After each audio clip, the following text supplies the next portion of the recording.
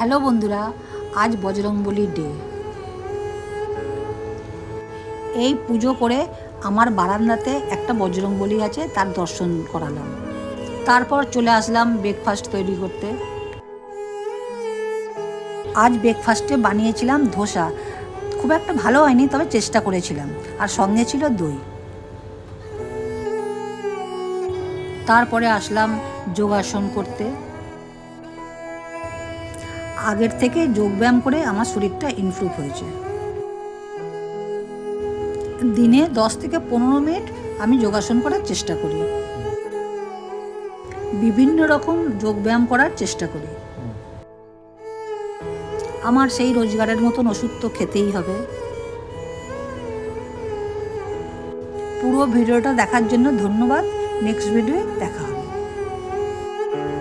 Till then, tata.